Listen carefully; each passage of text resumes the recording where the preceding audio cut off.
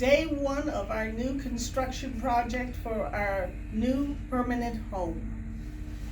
And they're out there with the bulldozers and moving the compressors and generators, and it's going to be a big project. The space that we have now that you are sitting in is roughly 850 square feet. It became exceedingly obvious during COVID that this office was no longer suitable to meet the needs, both health needs and safety needs of our patients. We don't have a way to separate people. People sit in the waiting room together. Also, it's not HIPAA compliant because Paul's on the phone or I'm on the phone and people are sitting there and they can't help but hear what's going on. Those kinds of things. And we just plain don't have room. So we are now going to build a space that is 2,600 square feet. And what I'm most excited about is that we're going to have room for visiting practitioners, like a mental health counselor,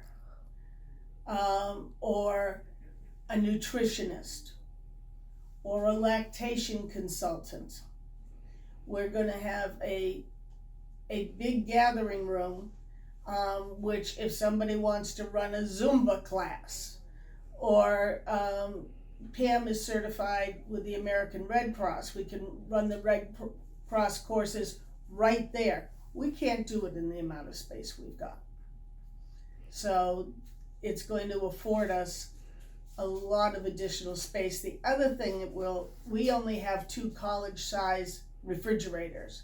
So we can't have a lot of the vaccines that require freezer space. So we're going to be able to have a real lab, not just work out of a little closet, and be able to meet the needs of the populace better. Well, we do a wide variety of things in Tamworth. First, I guess I ought to say that we are the only skilled nursing service that does not charge a Tamworth resident a fee. Any services that they get from us, we never charge for. We accept donations if someone offers it, but we don't charge anyone for our services. We service from prenatal to hospice.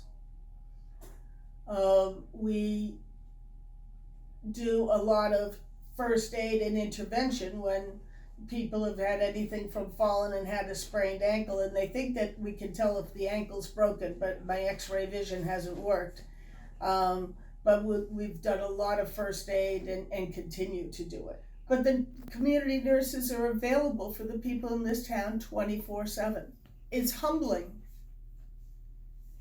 when people so warmly welcome you to their home.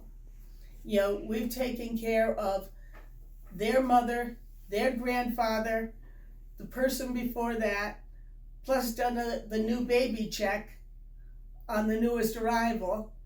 And people have an over 100-year relationship with TCNA, and they want the TCNA nurses to be their nurses.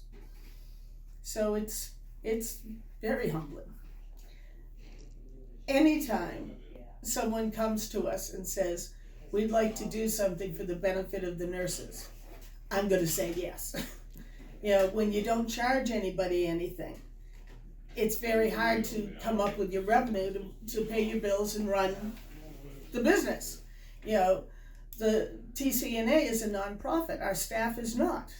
They need a good paycheck.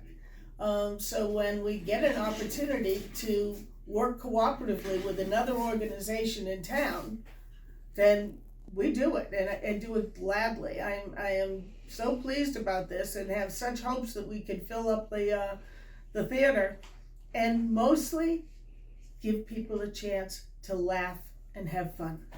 If you don't want to see the show, then don't come. But there's no reason why someone else can't go and enjoy it.